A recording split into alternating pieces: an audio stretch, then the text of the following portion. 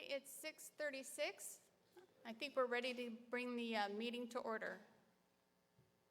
First of all, I'd like to thank you for being here. My name is Deborah Swisher-Hicks.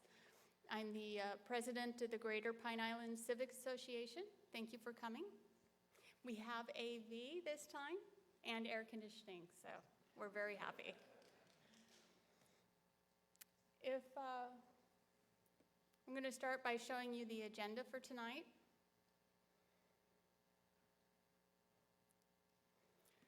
So on the agenda tonight, we're going to review the minutes, look at the Treasury report. We're going to have two guest speakers. We're going to hear from Michael Hannon regarding the Chiquita Lock lawsuit, and it's a short night considering. Thank you. So we have been sending out the emails that have the minutes attached to it from the previous meeting. Hopefully you all have received it and reviewed it, because we don't have the display of them from last time. So at this point, those who have reviewed it, do you have any questions or do you have any changes? Thank you, Sherry. Do I have a second? All in favor of accepting the minutes? Any opposed? Motion carries. Thank you. Now I'd like to introduce Mike Sweeney. He is our treasurer.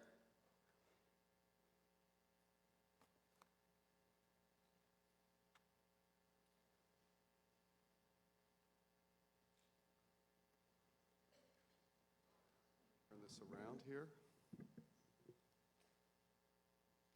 I don't know if you can see that on your screens, but I'm going to read it to you so you can understand. In the Treasury, we currently have in the money market $16,763.38. In the checking, $7,648.94. And CD investment, we have $76,370.54. And that CD will roll over, and I believe it's going to roll over at a much higher interest rate than we currently are receiving. So the total money in this past month, there was $244.11.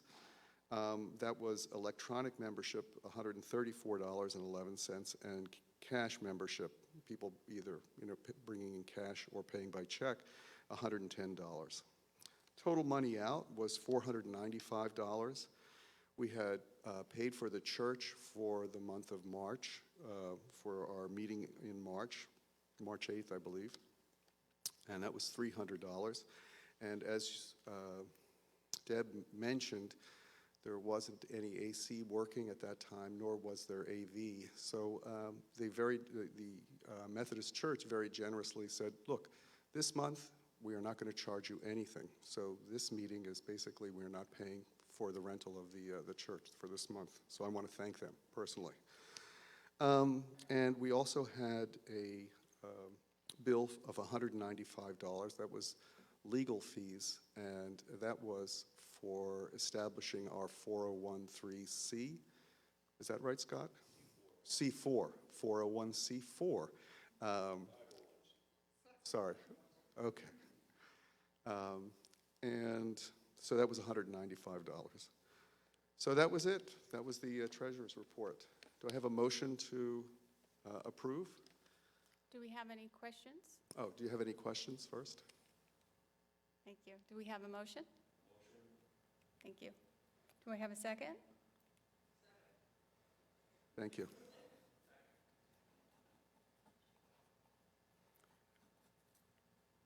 Motion to approve? Anybody opposed? Thank you. Motion carries. Thank you.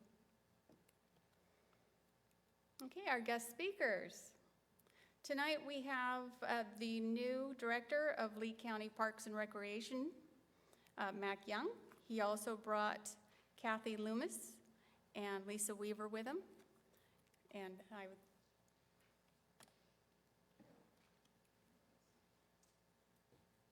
Oh, how you guys doing tonight? Everybody's good? We're good. All right. I met you already, so behave yourself, all right? All right.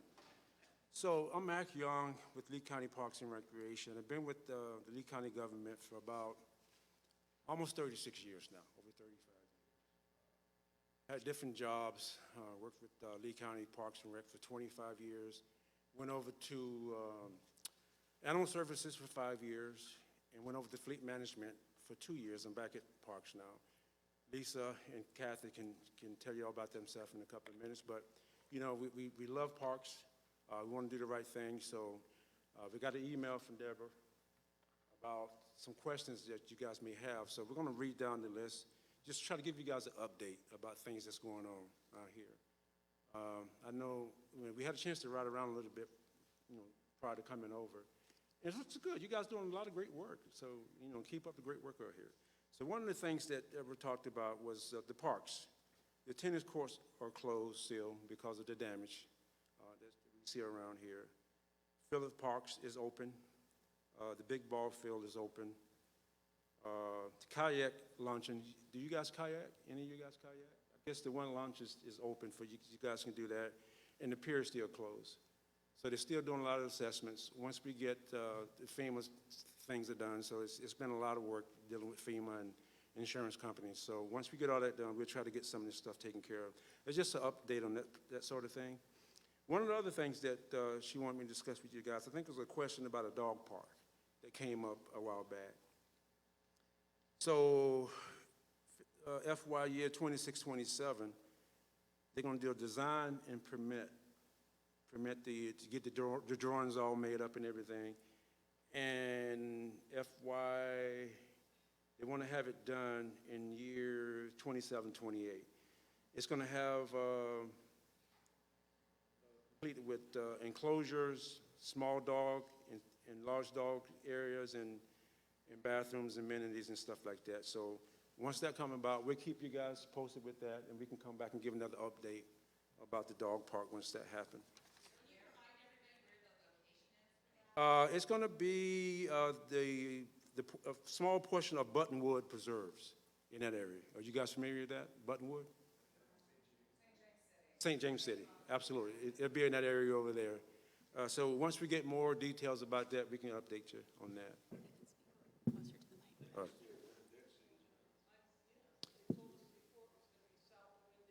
Well, I just got word from one of the guys that's working on the program. It's a portion of Buttonwood Preserves. Okay. What? He said Buttonwood. Okay. Do you happen to have a street name? Nearby? Let's see here. Because I kind of did some research prior to coming over so we can have a...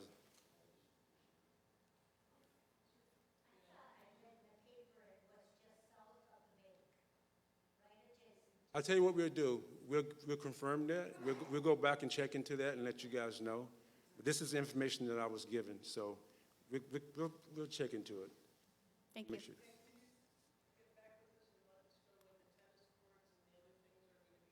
Yeah, can you write that down, Lisa? We'll check it out, yeah. I mean, it's a long-going process, but once we hear about timeline, we'll let you guys know that too. So, Buttonwood Preserve sounds like... Helen? Right, so is that a 2020 preserve? Is that a Calusa Land Trust preserve? Yes, that's part of the 2020 properties, yes. So what's... I'm not understanding how... Thank you. I'm not understanding how you can take part of a 2020 preserve and make it into a dog park. It's next to it. It's not on the Okay, I thought it was Yeah. going to be part of that. No. Next to Adjacent- it. Yeah, next to it, yeah. Oh, okay. Good, thank you. Okay.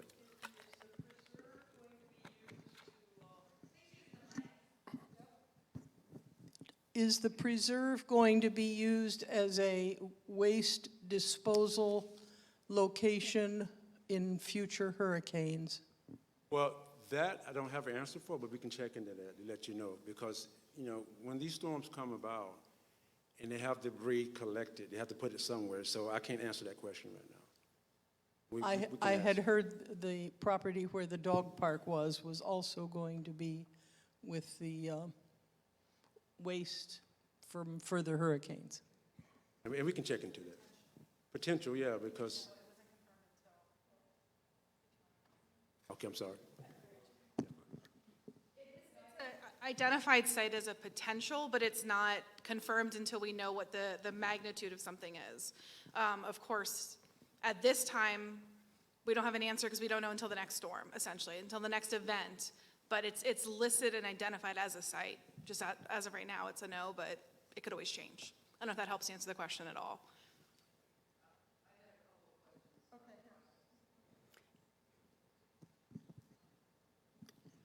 I was curious about the trail right here across the street from the church. I believe there was a phase 2 in the, originally there was phase 1 and phase 2. And I've been waiting for phase 2. Okay. And I'm curious if phase 2 has come off the planning altogether. What was the name of this preserve? Is it Tyler Preserves? What? Yes. Pinewood Preserve, Pinewood. okay, so we'll put that down. We're checking into that too. We'll find out for Also, you. there were rumors of pickleball courts a couple years ago near the tennis court and I was curious if, how's that going? And we can check into it. Let you guys. Now, you guys got to remember that Kathy, Lisa, myself, we've been in it for 3 weeks now. Oh, jeez. We're trying to talk to everybody, I trying mean, to you get your don't know concerns. everything already? See, you know what? We hit the ground running. I'm telling you right now. My feet is like all balled up and hurting right now. Yeah, well, but- that's terrific. Yeah, Good no, for you that's- guys. we want to be sure that you guys understand that we're here to help. One thing I'm curious about, the proposed site for the pickleballs is right next to the, I guess it's called a transfer station for waste. And sometimes, I gotta tell you, even the most devoted pickleball player, unless they build some kind of aroma barrier, isn't gonna really enjoy playing pickleball. And I was hoping in the planning that they would say, oh, we got this great idea how that's gonna work. It's really too bad that that transfer station exists there right in the midst of, I mean, the county, I suppose when it got there, it made sense, but there are some events that go on there that the aroma coming from that are not a pleasant addition to any event.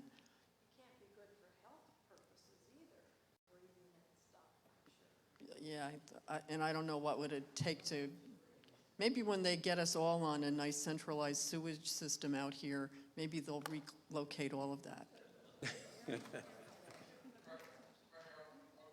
Oh, I'm sorry.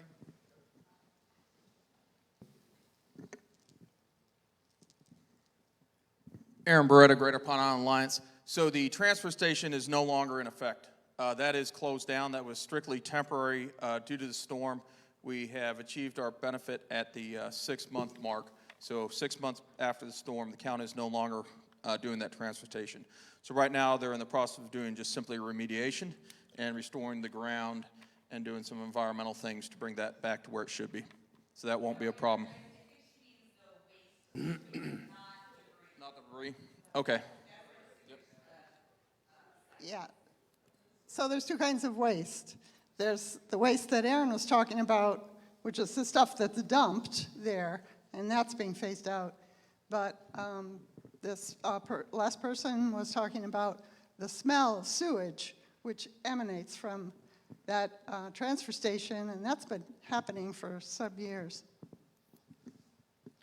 Hi, I think you quickly said something about fishing pier, and it just kind of went over, but can you speak specifically to the Matlacha Park, the status of the plan for the fishing pier and the community center building?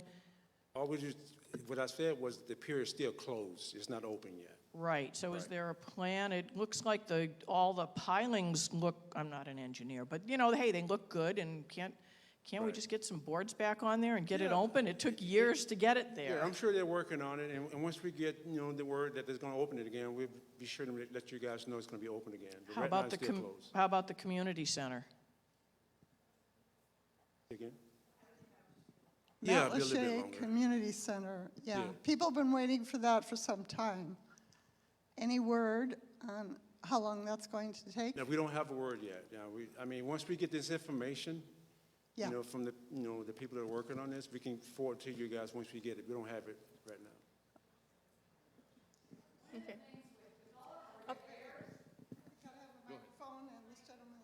Kathy, here you go, Kathy. I was just wondering about the status of the restart for the after-school program. I know it was at Matlacha, but that's of great value to a lot of families on the island and school, and That's one will of the that things we're continue? going to talk about. Okay. I mean, summer camp, actually. Yeah, At the end here. Go ahead, I'm sorry. on that, as far as summer camp, we want to have a summer camp. We don't have a place right now. So we are trying to find a place. If you all know of a place, we did talk to some of the ladies over here that gave us some ideas, some suggestions. But if you know of a place, we would like to offer summer camp. We don't have a building. And when it comes to repairing all of these things, we have to wait until everything has been inspected in FEMA. That's what we're waiting on. We cannot start any of these repairs until we get approval. So it's not that we don't want to, we really want to get things going, but we have to wait. And this is countywide. We're just, until it's all approved from FEMA and they have an idea, because you're talking, the amount of money you're talking in Lee County of the damage is so astronomical. They have to do it strategically. We can't just go and spend money or we will be broke. So that's why they're holding off on. I know people get so frustrated, like, why aren't you doing it? We want to as much as you all want us to, but we have to hold off until all of that. So what's the schedule with getting some of this inspections done? I mean, we have no idea of when things are happening. It's 6 months out.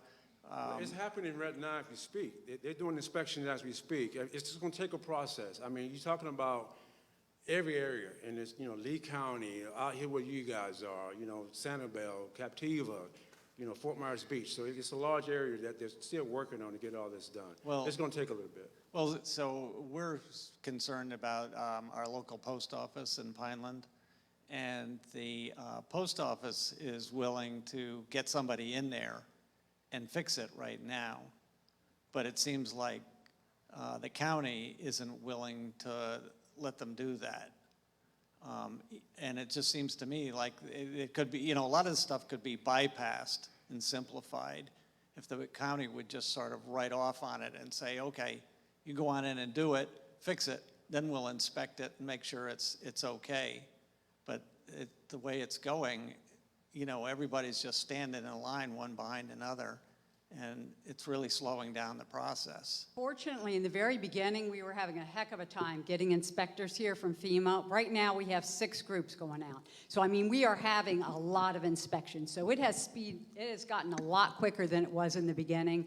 So hopefully we can start wrapping some of this stuff up. So we are having a whole lot more inspections. And trust me, it's getting there, because we had a meeting last week with a couple of FEMA folks and a couple other organizations. We're trying to get some of the stuff that we have in the county right now. It's going to take a little bit. We're trying.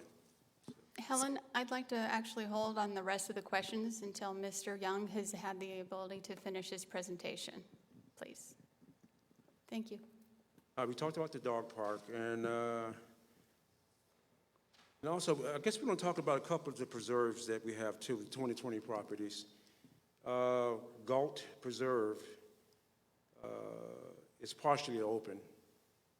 You guys are familiar with Galt, right? Pine Island's Flatwoods Bayside is active, the debris management site. So as soon as they can get it all cleaned up, and we'll try to get that part open too.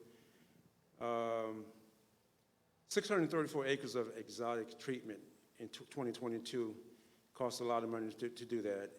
And these 2020 folks, they're trying to do the best job they can. They're trying to keep everything cleaned up and trying to make sure that we get it back to where it should be. It's not going to be perfect. It's going to take a while to get it all back where it should be. So be patient with us. We're trying the best job we can. And I want to talk about a couple of things with Lee County that we have coming up. The 27th through the April 10th, we have an annual food drive, donated, not wasted. It's going to represent it's at the Pine Island Public Library, 10701 Russell Road. You can drop off canned goods and food for the Harry Chafin Food Bank. If you guys can do that, we really appreciate it. And also Saturday, April 8th, Easter egg hunt. If you have kids or grandkids between 6th and 8th graders, they can go to that. And I think it's free for that particular program also. They can do that.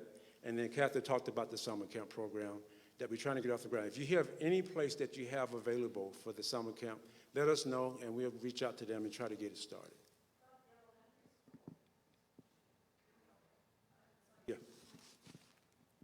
What kind of requirements do you guys have to hold a summer camp? What kind of building do you need? What do you need? So the two questions, one was, what about the elementary school? We absolutely tried elementary school first. They also sustained damage, so they did quick fixes to get school up and running. So they also need to do some work over the summer. So they were a little hesitant to allow us in the facilities that might delay their progress. So we are still trying to work that out. We just haven't gotten a yes. So we figure if that doesn't work, we want to have a backup ready to go. Whoever asked about the location size, we can cater it to any location that's available, essentially. We have capable staff, we have supplies, we have the training available for the staff. Typically in Matlacha at the community center, we have about 25 kids. So again, if we have a location that would allow us to bring in for that, we could absolutely program for it. If it's a smaller location, maybe we only allow 15 or 20, or we're trying to offer something to the community. We know how hard this is for parents. We know that, there's a lot of great organizations in this community that have supported the community to allow them to accept some funding for other after-school programs. So we're trying to provide an affordable summer camp if we can. But I can get you the specific specs for an ideal location. Yeah.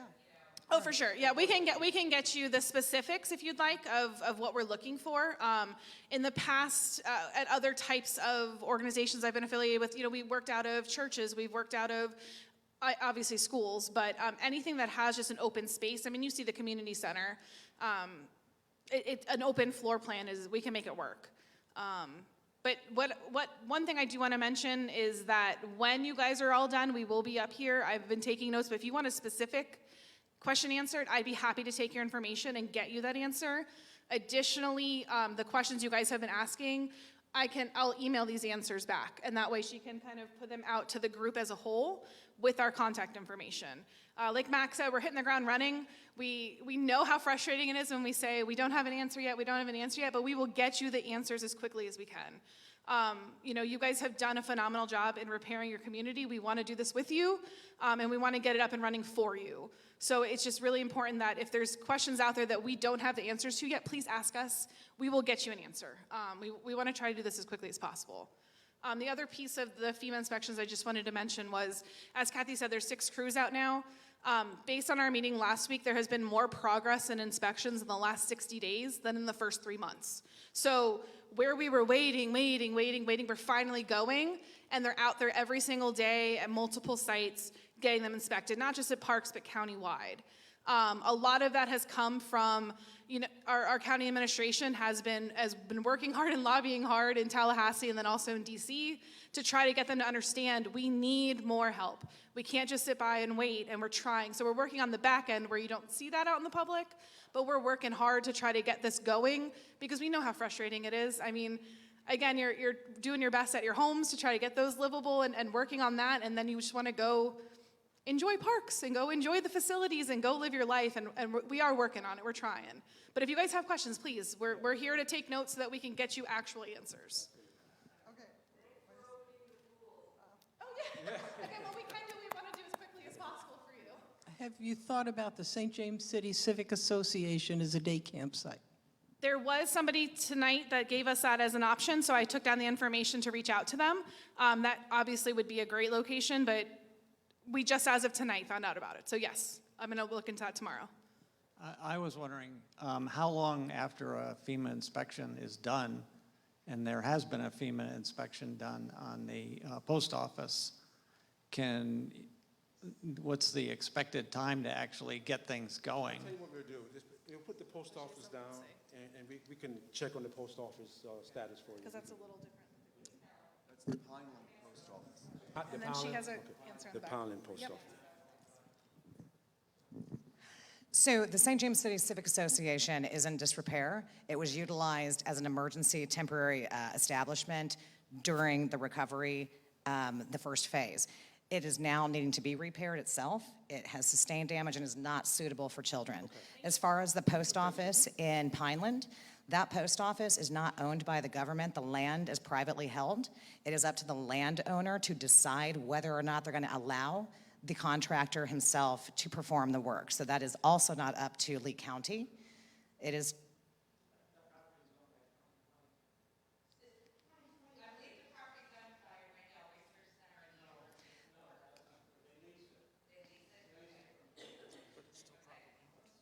So it's privately held. So again, as much as, you know, the county would have to approve any permitting process, the private landowner would have to approve the actual development of that. So yeah, we can confirm it. So I assure you, Kathy, Lisa, myself, we're gonna do all we can to get you some answers. We're taking notes, and we're gonna get back with you. We'll let you know what we found out, and we can get it back to you guys as soon as possible. Be patient with us. We do the best job we can for you. We're here to help. We're here to help, okay? So let us know if you need anything. Anything else? Mike? Oh,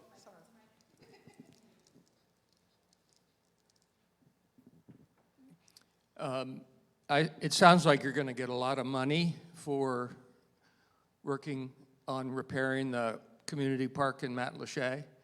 What opportunity will the community have to decide what you're going to do with the money? In other words, if you want to build a $1.3 million fishing pier again, can you talk to us about it beforehand? Absolutely. If there's improvements being done, we can absolutely engage the community. At this point, what we're looking at is repairs. But moving forward, as we look at the growth of the site, by all means, absolutely, we can engage the community. At this time, in terms of inspections and things like that, we're looking at how do we repair what was already there as quickly as possible to get it open for the community. If there was anything that was a total loss, which we do have several, then again, as we look at rebuilding, we would see, is it something that we want to do exactly what was there, or are we looking to grow it and make it bigger? Our goal here is to continue to engage with the community, wherever we are. So if we're talking about properties out Pine Island, Matlacha, we want to engage with the community and have these conversations. Who do we look to for that? You can talk to... Whose job is it to let us know? I would say, well, we have, internally, we have a communication team, and then countywide, we have community engagement. So between Mac being our parks director, Kathy being deputy director, you could reach out to them directly, but as we go to notify the community, we would be doing it through your local newspaper, we would be doing it on our Facebook page, we'd be contacting the civic groups that are out here, because you guys are the heart and soul of the community. Anybody else?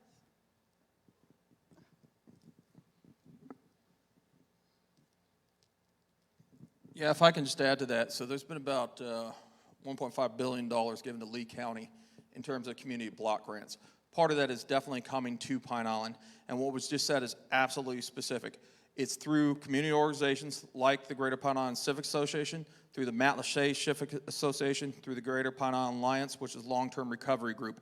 That is absolutely how we're getting the information back up to county about what specific areas we want improvement on. So the money has been released through Tallahassee. Like they said, they fought for it. It is coming down here. So participation in organizations just like this or some of the other civics organizations is the way we are currently communicating with the county as to where that money should be spent. We're actively working on securing, thank you, some locations with our recovery task force to talk to the community about those specific funds. They're looking at targeting late April, early May, but again, if you're looking at a location like this, you guys will be notified of where those are, so that they're kind of like community town halls, essentially, to get input from the community of what you guys want to see done with those funds. And guys, feel free to go to the board meetings on your computers and follow along and listen to some of the meetings and find out what our commissioners are talking about too. It'd be a good time to log in and listen to those meetings also. Any other questions you guys may have? All right, thank you guys so much. But one more. All right. Microphone's coming around. Unfortunately, the folks online won't be able to. Thank you. I wonder what's going to happen with Lavender's Landing. Now, I'm sure, is that under your control? All the fishing ramps and stuff, county fishing ramps, is that under your control? All of those areas like Lavender's Landing, actually, we drove by there today to take a look at it. Yeah, all that stuff is on consideration to be repaired when the time comes, after inspections are done. So it's going to take a little while.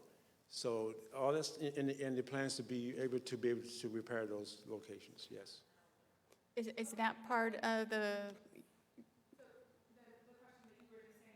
Under Lee County Parks and Recreation. Yeah, I think I said, it's part of Lee County. It's a personnel matter to a certain degree. There is no personnel, okay? And there's because of COVID and because of the hurricane, a lot of things have kind of, how can I put this politely, escalated as far as users, okay? And there's quite a lot of concern in our area that, no rules apply anymore, okay?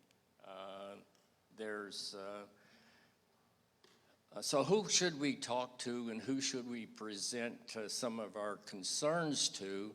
Send me an email, all right, with your complaints and your concerns that you have. You know, I'm old school, but that's fine. You want to call me? A letter, or a call, or something yeah. like that? Yeah. Okay. I will follow up with you shortly and get your information so we can have a conversation. But also, we have engaged the community center staff, the Matlacha Community Center staff that no longer have a location to work at. They do shifts on the weekends over there, as well as we Rangers patrol. So if there's specific concerns that you have, that'd be very helpful to know so we can either do special lookouts for things or certain times of days that we might be missing.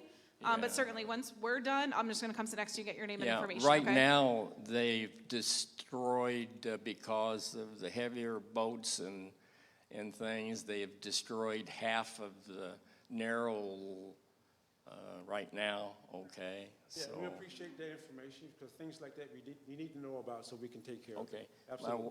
Thank you for that. Thank you. Helen? Any other questions you may have, guys? One in the back here.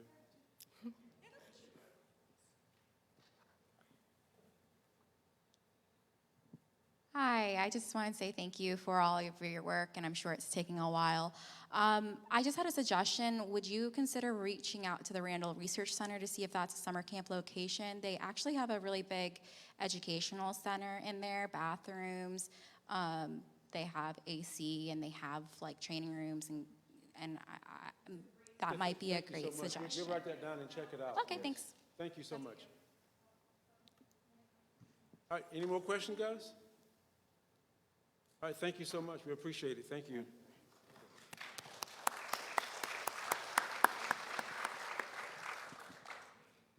Thank you very much. I would like to introduce my next speaker, Dr. Susan Hook.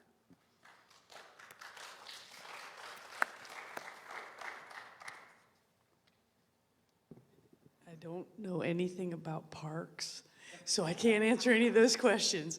But I'll tell you what I'm doing here. I'm a nurse practitioner, and I run Samaritan Health and Wellness Center in Cape Coral. And we've been around for about 8.5 years. We take care of newborns through elderly and everybody in between, but our main purpose is to take care of people with no insurance. So a few months ago, I was at a Beacon of Hope fundraiser out at Tarpon Lodge. I was talking to Carol Reagan, who's the president of the board at the Beacon, and I understood that the family health centers left Pine Island.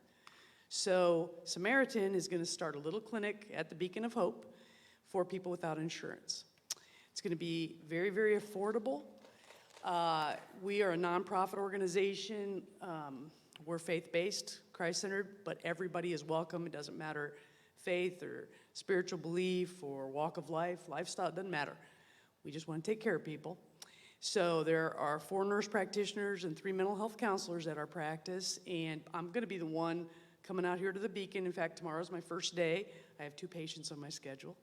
So if you know anybody that needs primary health care, mental health care, we also do addiction services, and you'd really have to live under a rock to not know how bad addiction is right now. We have people overdosing and dying every day of fentanyl, and it's in everything right now. So we take care of whoever comes through our door. And I know that in the past, like I said, the family health centers were here, and they did a good job out here, but now they're not here. So you need another organization to come in and help. So the way we're going to do it is every other Wednesday, starting tomorrow, I'll be coming out here from 8 to 12. Patients actually make appointments.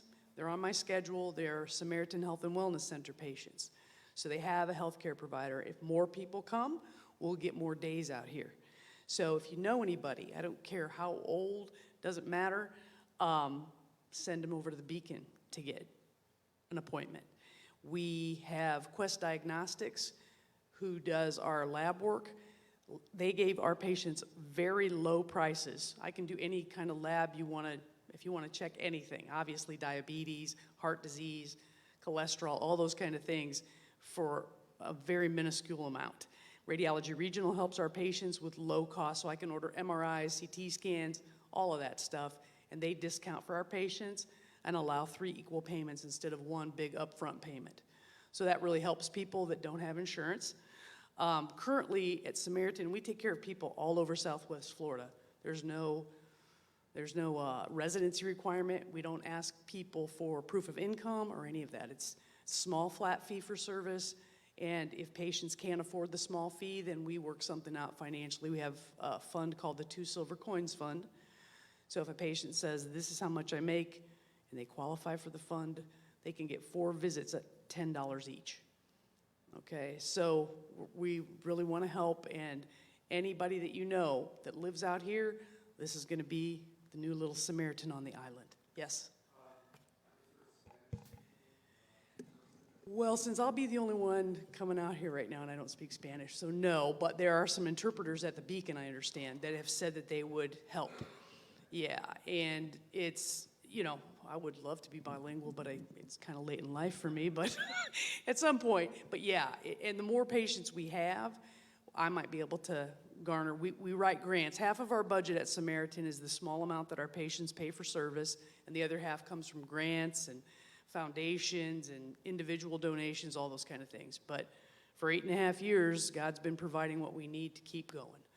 And I don't think he's going to fail us now at the Beacon. So anybody have any questions?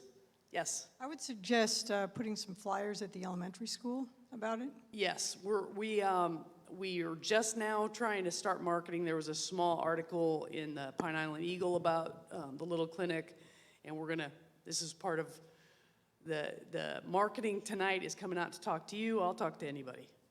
I'll come and talk to any group. We just want to get the word out so people know that we're coming out here.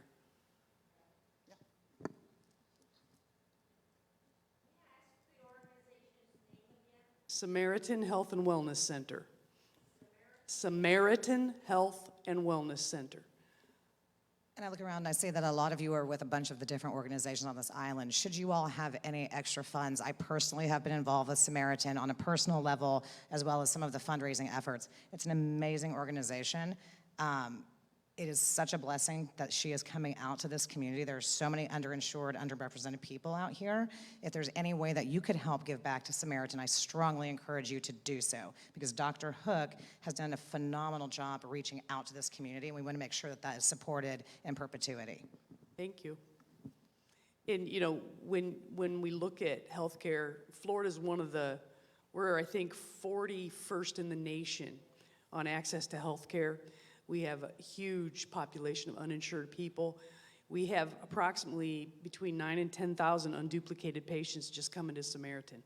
And these are people that are out there cutting lawns, serving meals, taking care of people, that they make the money that they need to pay their bills and buy their groceries, but at the end of the month, they don't have $500, $1,000 to get insurance.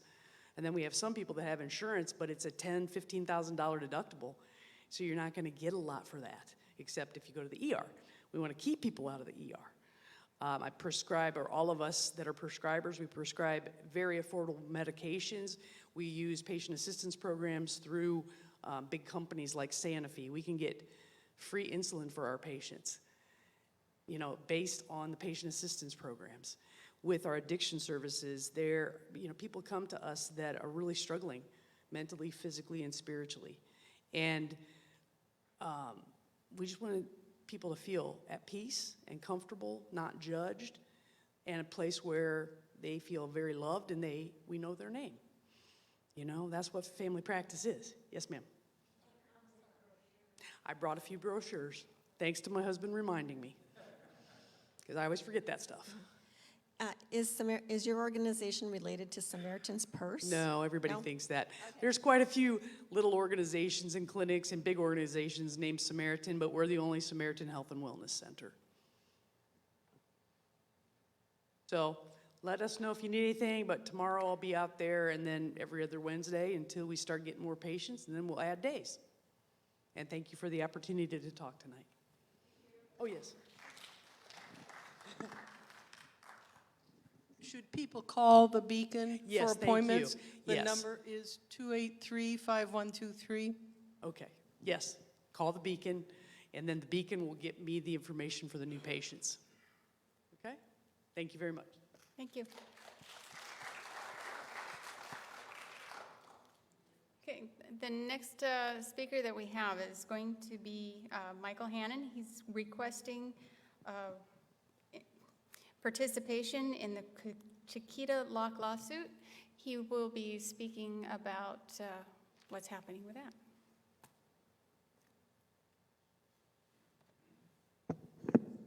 Thank you very much, Deb. Thank you. I apologize, I've only been here for 12 years. And I want to show you some slides while I talk to you about why I asked Deb to let me come here and speak to you tonight about something that has been part of your lives since the turn of the century. This is a photograph. It's a little difficult to see on the screen, but you're looking west. And you're looking west across Burnstore Road. And what you're seeing is a photograph that was taken in the 1970s. And that flat, white-looking area is our mangroves on the Matlacha Pass north of the bridge. And if you were to look closer, you would see that that was an extension of the canals that the developers of Cape Coral were digging on barges with steam shovels. And the Florida Department of Environmental Regulation really hadn't kicked off very much at that point in time, but they did have a young ecologist named Kevin Irwin, E-R-W-I-N, who's one of our Pine Island residents living in Bakilia, and he was one of the first ecologists working with the Department of Environmental Regulation, now the Florida Department of Environmental Protection, and he saw what was going on around here. He made book on it, and he brought the largest environmental enforcement action to date in the history of Florida against the original developers of Cape Coral, because they were now digging into land that shouldn't have belonged to them and was land that was going to be ruined, just as they ruined a lot of other land in Cape Coral. The city built on lies, right? You remember that. And what Kevin accomplished in 1977 was he put the company into bankruptcy, and the bankruptcy trustee forced them to give up all of their mangrove lands, and Kevin arranged for it to go into a trust. It's now owned by the Florida Trust, Land Trust, and it will be held in perpetuity as wildlands. It will be there forever unless Cape Coral has its way and continues what they were doing in the 70s. Next slide. This is what used to be the Cetus boat lift barrier.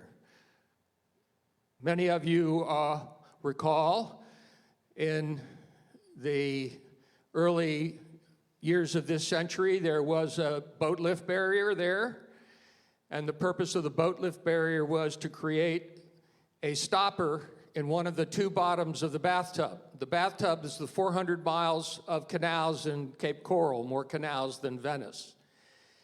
And the people who lived north of this North Spreader Canal wanted to get out into the Gulf of Mexico and get out into our waters faster.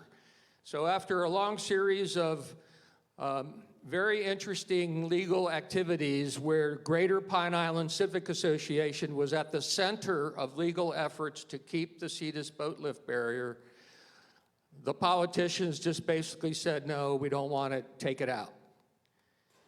And this is what happened.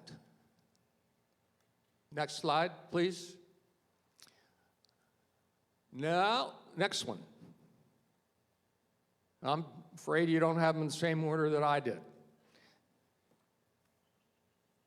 Keep going. There we go. That's what happened next. That's the area between Michelli's and the bend going around to the bridge. When the Cetus boat lift barrier came out, 40 years of crap came out into our estuary. Next.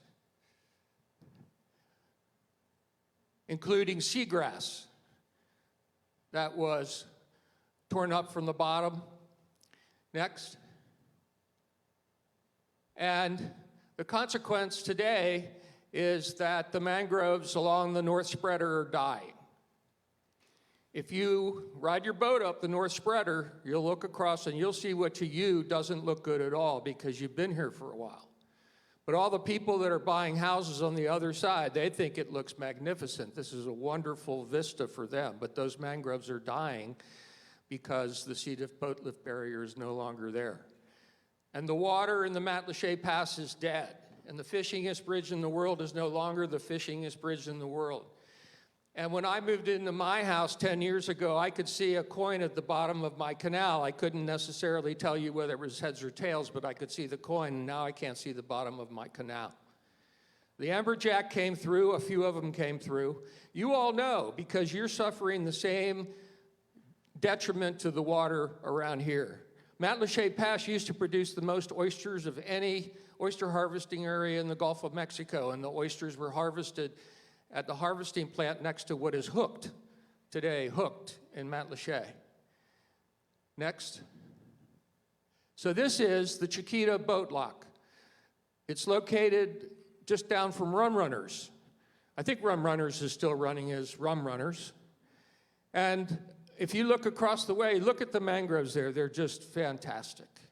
They're magnificent. And if you go up the North Spreader Canal in your boat, and I highly recommend it to you, you'll see boaters and kayakers and scullers and stand-up paddleboard folks. And the mangroves all the way north on the South Spreader, south from our bridge, are just in the best shape they could possibly be in. And in 2018, Cape Coral decided that they wanted to take out that plug in the stopper. Why? The same reason. The people wanted to get out and get into the Gulf of Mexico and our waters faster. The boaters were impatient. And that one little lock they had wasn't good enough to get them through when the snowbirds were here and people were using boats that they were renting and knew nothing about, and all kinds of haywire was going on. And because of the work that your predecessors here, Greater Pine Island Civic Association, had done, I learned about the significance of those locks. I learned about how important it is to our water to keep those locks. I learned that in 2016, Greater Pine Island Civic Association, 2014, almost won a lawsuit requiring the city of Cape Coral to put that lock back. They came that close to winning the lawsuit. And that by that time, Phil Buchanan had died. and you would run out of money, and you'd run out of steam, and you would run out of energy. And the Florida Department of Environmental Protection wrote a letter that said, oh, the consent order that goes back to 1977 that Kevin Irwin generated, all the requirements of that order have been met. And you drop the case without prejudice. But we can't stop because our water is the worst it's ever been.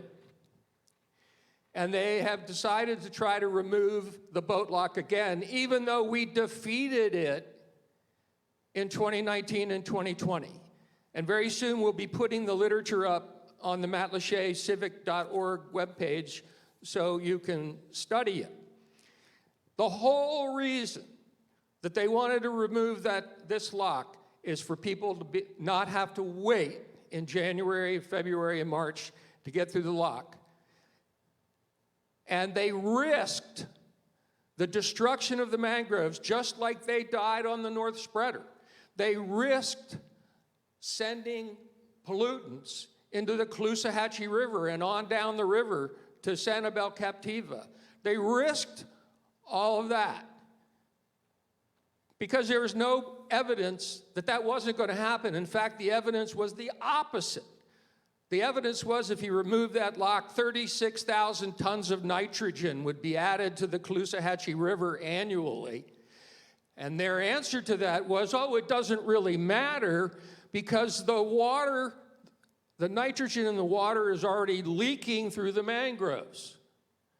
And because it's already leaking through the mangroves, well, we can't make the river any worse. Yeah, it's just like our canals. Imagine that. And why is it leaking through the mangroves? Because they didn't maintain the mangroves under the 1977 consent order that Kevin Irwin got us. And that consent order makes it a crime to violate that consent order. A crime. And yet the Florida Department of Environmental Protection won't enforce that consent order. Why?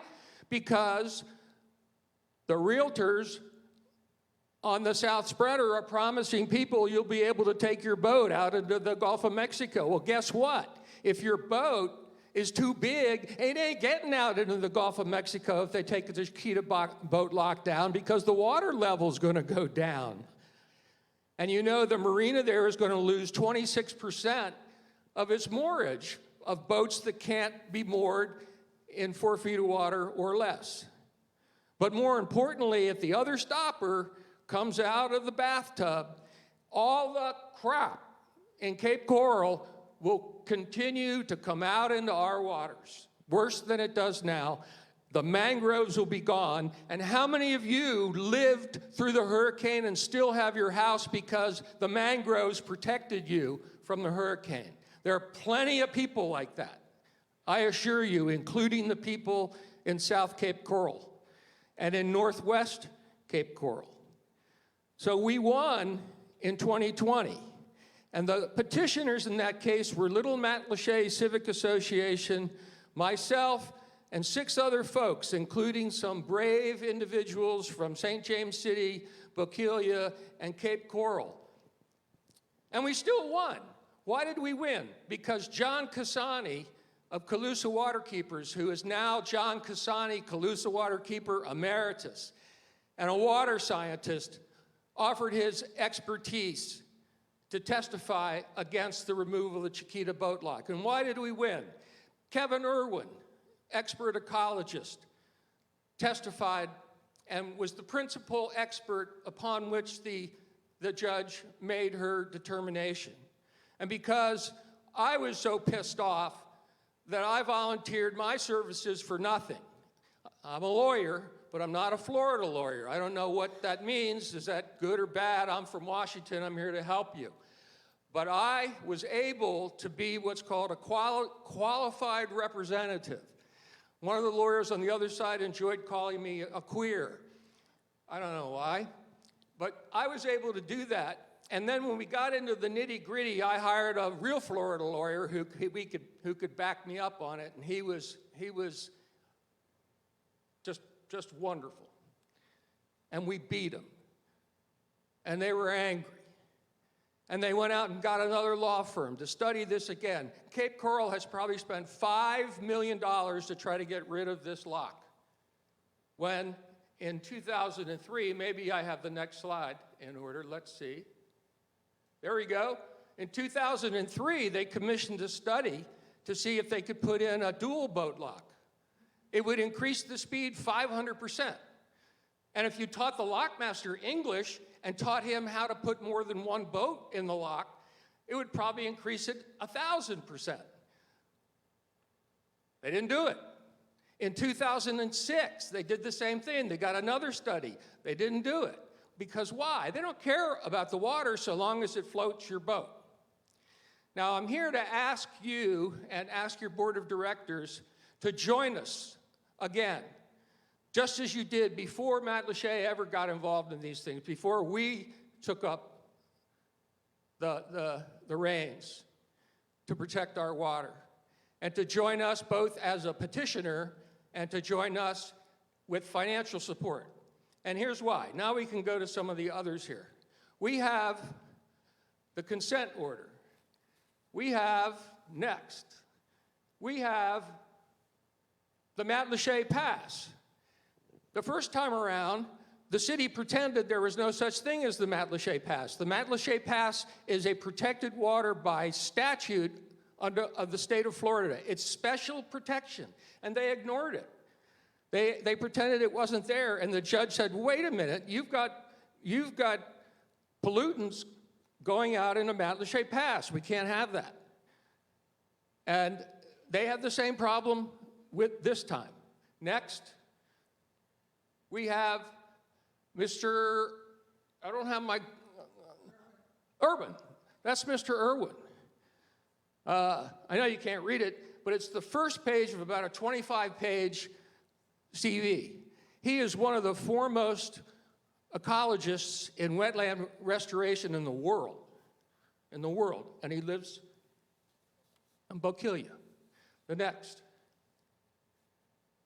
John Cassani, Calusa Waterkeeper Emeritus, once again stepping up to the plate.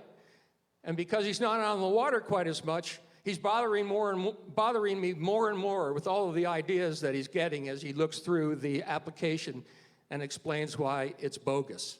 Next. I like this. First of all, of course, that's John Cassani to the left in the green shirt. If you haven't seen him on television, you don't watch television. And he just retired emeritus, and the young man, Cody, across from him is the new Calusa Waterkeeper. And he lives down on St. James City and 5th Street. If you know him, go by and say congratulations, and he's going to work for us too. And the Sanibel Captiva Conservation Foundation is joining our lawsuit. I'm confident that they will join our lawsuit. They have to talk to their board and do the same thing. And guess who runs that outfit? A fellow by the name of James Evans. And we can move on. I think I put a little thing here up about James Evans. He's a scientist. He used to work for Sanibel City. He was in charge of their ecology. And now he's working for the Sanibel Captiva Conservancy Foundation. He knows more about this stuff. I just sit and listen to him. And he is supporting us, and they're supporting us. And go on down. I think I have another something. Maybe I don't. We've got the Matlacha Civic Association. We've got the Sanibel Captiva Conservancy Foundation. We have the Calusa Waterkeeper. We have, hopefully, the Greater Pine Island Civic Association. We have a half a dozen volunteers, many of whom are significant people in Cape Coral. What we're asking is that each of these institutional groups agree to be a petitioner in this case because you're impacted by this, just as Matlacha Civic Association was found to have been impacted by the effort before. We're asking each of these 4 individual organizations to authorize the contribution of $12,500 each. That's 4 times $12,500 each to create a budget of $50,000, not a penny of which will go into my pocket. But I will tell you that I'll work and work and work and we'll win again. So what's the $50,000 for? Well, I'll tell you The city of Cape Coral spent $350,000 in the last case. And we beat them. And we didn't spend $50,000. And we need that because I need another Florida sidekick. During the first go-round, I had to learn all this. I had to learn all this science. I had to learn all these crazy rules that Florida had. I had to get to know the system that was just so foreign to me. It's just an impossible system for the people to defend their water. But in doing that, I found some really great environmental lawyers who were public interest lawyers who were representing people like you all across the state of Florida. And one of them was Douglas McLaughlin. And I'm sorry, he used to be the general counsel for the Florida Department of Environmental Protection, and in his last 20 years or so, he's been making amends, I guess. But he finally told me, Mike, I've retired. I just can't do this. But I met another fella by the name of John Roberts. And he similarly is doing this kind of work. And I talked to him, and he said, Mike, I'll ride along with you. He says, I estimate, from my experience, that my fees might be anywhere from $16,000 to $28,000. And he said, and I'm only going to work when you tell me to work. That's great. So what's the rest of the money for? Sometimes you have to take a deposition. Sometimes you have to take a deposition of the lying expert on the other side. And when you take the deposition of the lying expert, you have to pay a court reporter to record the deposition. That can cost $1,500 or so. Sometimes you have to pay the expert's professional fee to sit there and lie to you. We had to do a lot of depositions last time because I really didn't know what I was doing, and I needed to meet all these people and look them in the eye before I decided how we were going to win. So that gives us a buffer, of 28,000 up to 30, 20. That's a pretty good buffer. And as far as raising money is concerned, the Matlacha Civic Association, just like your great organization, with the benefit of the great leaders that you have, Deb and Helen Fox and others before them, some of whom are sitting here, we've gotten our act together. We've really brought our communication into the 20th century. We had a gala down in St. James City where we raised about $29,000 thanks to Jason Bonham and a lot of really helpful people. We don't have a lot of money, but we have $15,000 left over from the lawsuit that we brought against Cape Coral. You all remember Cape Coral tried to annex D&D Boat Lift and turn that into Cape Coral land, and we sued them on that one, and we lost at the trial level, like everybody said, and we won at the appellate level, like I said. And so they had to pay us $15,000 in legal fees. So we're ready to take $12,500 of that if our members approve it at our next meeting, and we'll be in the hunt. And I'm fairly confident that the Sanibel Captiva Conservancy Foundation and that the Calusa Waterkeeper will do the same. I went to their dinner on Sunday night, and there's a gentleman by the name of Jim Watkins who's just done a fantastic job with that organization. That organization has now become one of the bigger ones in Florida, and they're very robust, and they're being very helpful. And one of the things they did at the dinner is they talked about the eight for eight in legal cases that they have brought to protect the water here. So your board has to decide how to proceed on this. I'll leave that to Deb. Our petition is due on April 18th. We got an extension to be able to file it on April 18th. We've been studying their application since it first came out. John Cassani's been expecting this. I've been expecting this. And they're not going to have any better chance than they did the first time around. Actually, it's going to be a little bit worse for them because 2 strikes, you're out. By that I mean, there's a statute in Florida that says if you bring an action in an agency and you lose the second time and the issues are pretty much the same, you might end up having to pay the legal fees of the other side. Well, I'm not promising that to anybody. We win our legal fees. Mine are going back in the pot. But this is something that is still important. I know we're recovering from the hurricane. I know we wish our government officials had better leadership. You know, I know we wish that they had thought that this might happen sometime before, so they would have been able to cut the red tape. You know, I wish that, you know, we didn't have to rely on Lee County to rebuild the land where Burt's Bar is, but we do. But we still have to protect our water. And it will come back. One last thing.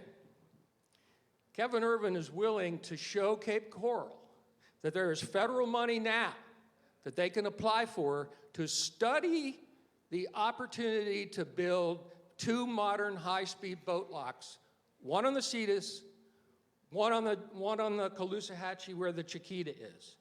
Imagine if they finally, you know, swallowed their pride, took that money, studied that opportunity, and did something for the rest of us when their lying eyes see what has happened to our water. Imagine.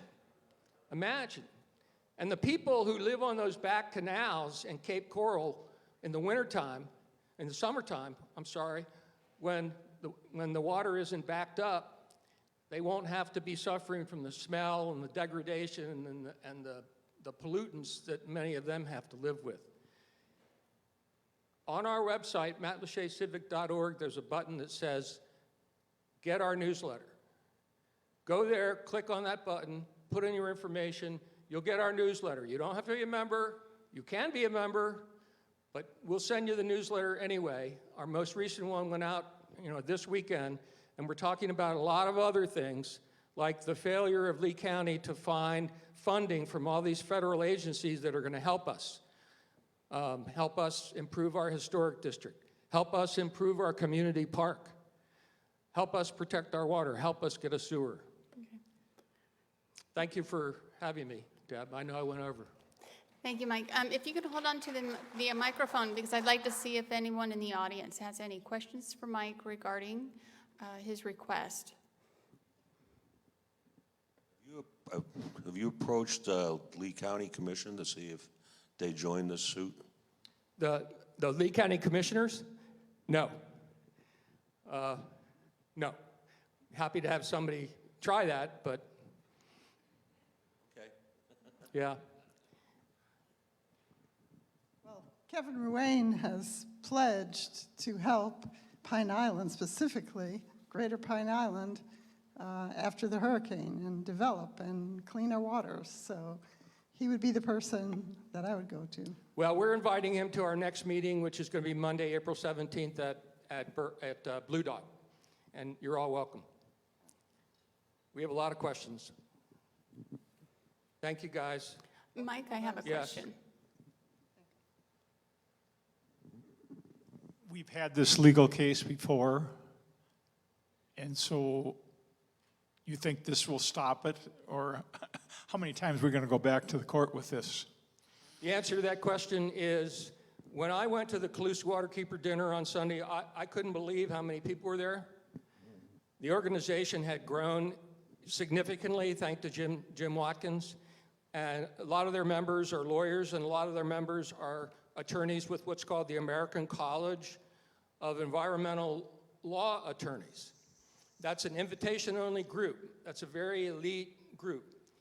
And the Colusa Waterkeeper is part of an international waterkeepers group. And there's something called the Federal Clean Water Act. Been around for a long time. And what happened is one of the administrations said that if a state set up its own version of EPA, they could handle their own enforcement. So Florida qualified for that. So Florida handles enforcement of the Federal Clean Water Act and other federal clean water laws. How many have they enforced? You got it.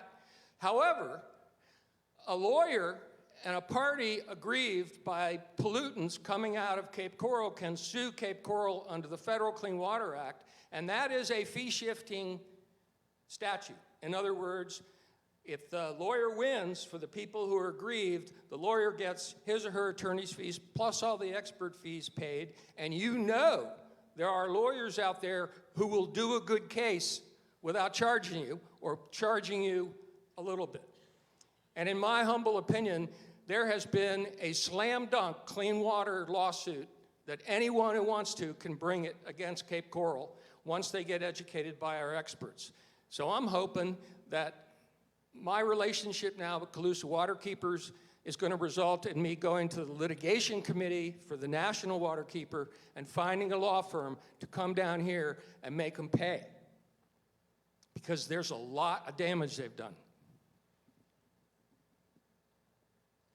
Mike, I have a question, and that is, if this lawsuit lost, would then the organizations who have supported it and given money to it, would they be liable for the legal fees of the other side? No, because under the statute, you have to basically show that the only reason you brought the case was to harass the other side, to delay something, to engage in misconduct. And that's a standard that can't be reached. We won last time, and we asked for our attorney's fees, and we didn't get them. Okay, I think that's been a concern of, it's been a concern. I thought there was some kind of recent law. No, not in connection with administrative challenges before the Florida agency. Okay. There has been discussion about changing, winner and loser pays in other contexts under tort reform, but not in this context. Okay. Mike, there was originally 4 locks back in the day. This is the last one? 4 Do you know? locks. I thought there was originally 4 locks in Cape Coral, and they've been slowly. Yeah, I'm 2. only aware Okay, of 2. Thank you. I mean, there is water that's open to the Caloosahatchee without any lock, but those are a problem too for them. Yeah, Scott just corrected me. There's only been 2, so thank you. Mike, just in the interest of full disclosure here, the DEP has already decided, correct, that lock should be removed. And what you're filing is a petition to prevent that decision from being enacted. Is that correct? In essence, here's what happens. Cape Coral has to go to them and request them to issue a notice of intent to give them the permit. And then Cape Coral has to prove to the Department of Environmental Protection that it meets the requirements of Florida law. And DEP can ask them all kinds of questions, people can object, and now it reached the point where DEP is saying, okay, we're going to issue a notice of intent to give you your permit. And the law is that within the time period set by statute, if someone files a petition, then it stays everything until an administrative law judge decides whether it's true. So I know there was a lot of newspaper reporting said that it was already issued, but it's not. It has not been. Okay. No. Anybody else? No? Does anybody else have any questions regarding the request? Thank you, guys. MatlachaCivic.org, click on Get the Newsletter. And if people wanted to donate, if folks wanted to individually donate to the cause, who would they go through to donate? I'm sorry. If someone in the audience wished to donate to the funds. Yeah, we're putting a button specifically also for people who want to donate to this cause. And when we first raised this, we got about 279 emails back in a couple days saying that they opposed the removal of the lock. And we're gonna renew our fundraising with those folks as well. But I think that the $50,000 budget is ample for what I see in the case. Thank you. Okay, so some of the other questions that, that we have regarding the suit, we will need to talk as a board together prior to a decision, and then Nadine, could you help me with this, please?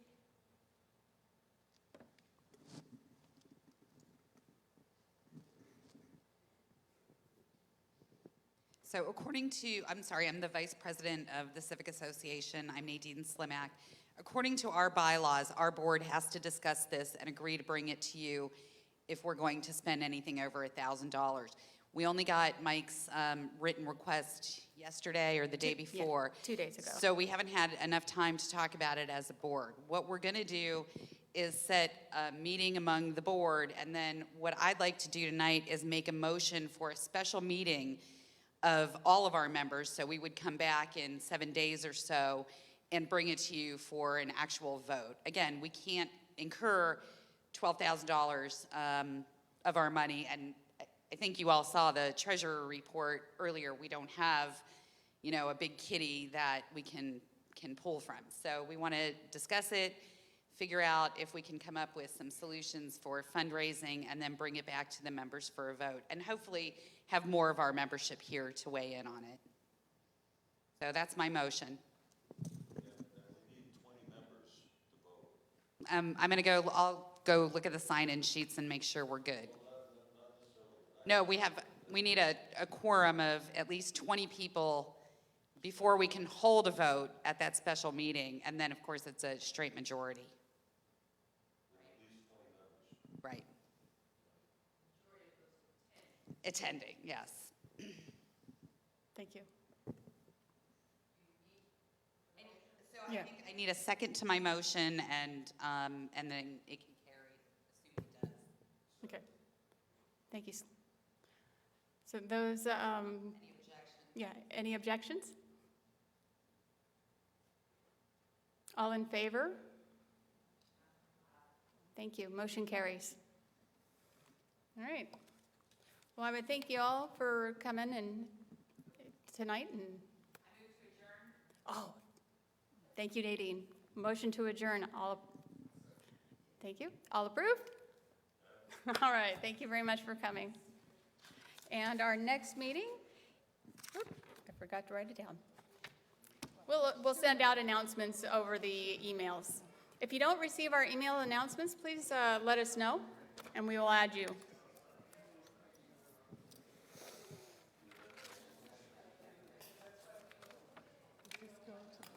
Yeah, no, not from here. I just pack up my stuff.